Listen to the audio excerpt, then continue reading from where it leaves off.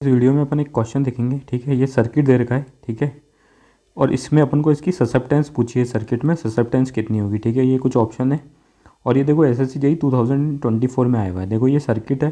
ठीक है, जिसमें इंडक्टर, कैपेसिटर और रेजिस्टेंस लग रखा है पैरेलल के अंदर। ठीक है, इसका अपन को क्या पूछा है, ससेप्टेंस पूछी है। तो सबसे पहले देखो ससेप्टेंस क्या होती है। देखो मैंने सिंपल सा अपना सीरीज सर्किट बनाया। ठीक है, सीरीज में रेजिस्टेंस, कैपेसिटिव रिएक्टेंस और इंडक्टिव रिएक्टेंस लग रखी है। ठीक है, कैपेसिटर लग रखा है, इंडक्टर लग रखा है। ठीक है, उससे अपन कैपेसिटिव रिएक्टेंस और इंडक्टिव रिएक्टेंस निकाल सकते हैं। तो देखो अपन को अगर इम्पीडेंस निकालनी हो तो इम्पीडेंस अपन को पता है सम होता है किसका, रेजिस्टेंस प्लस रिएक्टेंस। तो देखो रेजिस्टेंस प्लस रिएक्टेंस जो रहता है, ठीक है ना, सर्किट का, उसको अपन बोलते हैं इम्पीडेंस। ठीक है, क्या बोलते हैं, इम्पीडेंस बोलते हैं। अब देखो यहाँ पे बात यह है कि भाई जो इम्पीडेंस होता है, ठीक है, इम्पीडेंस का जो रेसिप्रोकल होता है, मतलब इम्पीडेंस का रेसिप्रोकल मतलब 1/z। ठीक है, वो कहलाता है अपना एडमिटेंस, जिसको डिनोट करते हैं अपन y से। वैसे ही रेजिस्टेंस का जो रेसिप्रोकल होता है मतलब 1/रेजिस्टेंस, उसको अपन बोलते हैं कंडक्टेंस। और वैसे ही जो रिएक्टेंस होता है, ठीक है, जो रिएक्टेंस होता है उस रिएक्टेंस का अगर अपन रेसिप्रोकल कर दें या 1/x कर दें, ठीक है ना, तो वो अपना कहलाता है ससेप्टेंस। और वही चीज़ अपन को कैलकुलेट करनी है। ठीक है ना, तो देखो मैंने यहाँ पे ये चीज़ लिख दिया। देखो इम्पीडेंस है तो उसका रेसिप्रोकल एडमिटेंस कहलाता है, रेजिस्टेंस का रेसिप्रोकल कंडक्टेंस कहलाता है। वैसे ही रिएक्टेंस का रेसिप्रोकल ससेप्टेंस कहलाता है। ठीक है, कंडक्टेंस क्या होता है, is with which current can pass through resistance. ठीक है, वैसे ही ससेप्टेंस क्या होता है, is with which current can pass through capacitor and inductor. ठीक है, तो मैंने आपको इसकी डेफिनेशन भी बता दी। तो अपन को सिंपल सा इसमें देखो ससेप्टेंस फाइंड करना है अपने को। ये पैरेलल सर्किट दे रखा है। ठीक है, और ये वोल्टेज सोर्स यहाँ पे लगा के भी दिखा रखा है। ठीक है, तो वोल्टेज सोर्स भी दे रखा है और अपने को ये सर्किट दे रखा है पैरेलल में कनेक्ट है। ठीक है, तो देखो ये सर्किट मैंने फिर से ड्रॉ किया है। यहाँ पे इंडक्टेंस की वैल्यू दे रखी है 1/4 हेनरी, रेजिस्टेंस की वैल्यू 10 ओम और कैपेसिटेंस की वैल्यू दे रखी है अपन को 1/8 फेराड। ठीक है, अब देखो सबसे पहले इंडक्टेंस की वैल्यू दे रखी है। ठीक है, तो अपन को इंडक्टिव रिएक्टेंस निकालनी पड़ेगी XC और कैपेसिटेंस की वैल्यू दे रखी है तो कैपेसिटिव रिएक्टेंस निकालनी पड़ेगी XC। ठीक है ना, तो देखो इंडक्टिव रिएक्टेंस का जो फॉर्मूला होता है वो तो होता है J/ओमेगा L। ठीक है, ओमेगा यहाँ पे क्या है, angular frequency, J complex number या इमेजनरी नंबर, J/ओमेगा L। वैसे ही कैपेसिटिव रिएक्टेंस का जो फॉर्मूला होता है वो होता है 1/J⍵C।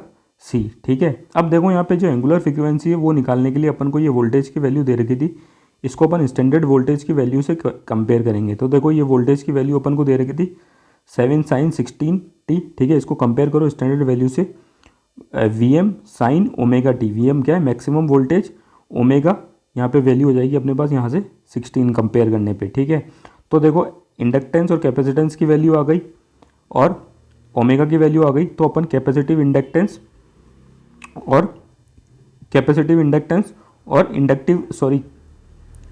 रिएक्टेंस और इंडक्टिव रिएक्टेंस दोनों कैलकुलेट कर सकते हैं। अब देखो कैलकुलेट कैसे करना है। देखो अब देखो मेन पार्ट यहाँ पे शुरू होता है।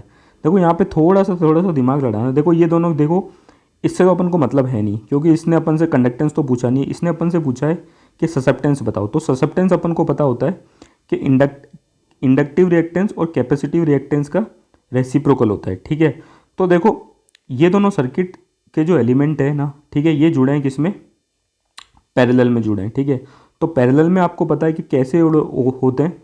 अगर मुझे इसकी रिएक्टेंस निकालनी है तो मुझे पता है 1/x करना पड़ेगा। ठीक है, 1/x करना पड़ेगा, मतलब इसका भी रेसिप्रोकल, इंडक्टिव रिएक्टेंस का भी रेसिप्रोकल और कैपेसिटिव रिएक्टेंस का भी रेसिप्रोकल। ठीक है ना, ये रेसिप्रोकल होके ही ऐड होंगे क्योंकि ये दोनों किस में जुड़ रखे हैं, पैरेलल में। क्योंकि मुझे इक्विवेलेंट रिएक्टेंस निकालनी है तो पैरेलल में मुझे रेसिप्रोकल करके ऐड करना पड़ेगा, तो ये मेरी इक्विवेलेंट रिएक्टेंस आ जाएगी।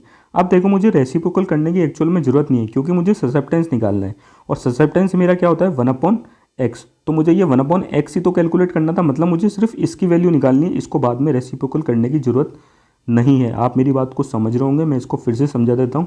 देखो इसने सर्किट अपन को पहले ही पैरेलल में कनेक्ट करके दिया। ठीक है, मेरी बात को समझो, इसने पैरेलल में कनेक्ट करके दिया और मुझे पता है पैरेलल में अगर मुझे इक्विवेलेंट रिएक्टेंस निकालनी है तो मुझे 1/x करके निकालनी पड़ेगी, जो कि हो जाएगी equals to 1/ capacitive reactance plus 1/ inductive reactance.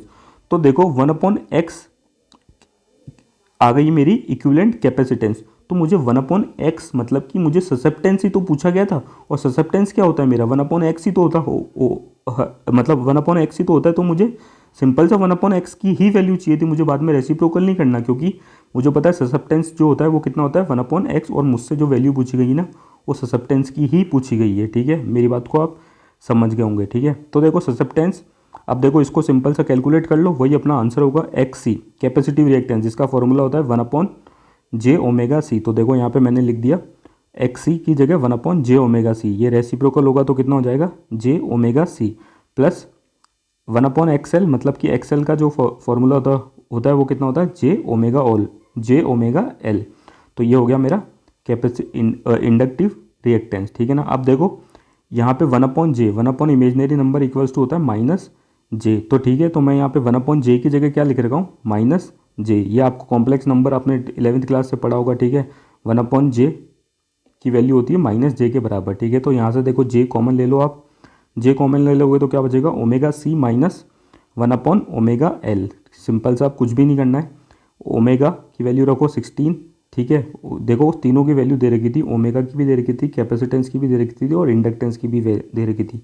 तीनों की वैल्यू मैंने रखा, सॉल्व करा, तो यहाँ पे आ गया कितना 2 माइनस 1/4। इसका एलसीएम लो 2 4 एलसीएम आया। ठीक है ना, तो यहाँ पे आया 8 माइनस 1, तो आंसर कितना आ गया J7/4S। ठीक है ना, S जो होती है वो होती है ससेप्टेंस की यूनिट, और यही देखो अपना आंसर है। ये अपने ऑप्शन में भी है, मैं आपको बता देता हूँ एक बार। ये देखो थर्ड वाला ऑप्शन जो अपना करेक्ट है J7/4 सीमन्स। ठीक है ना, जो अपना करेक्ट ऑप्शन है। Thank you.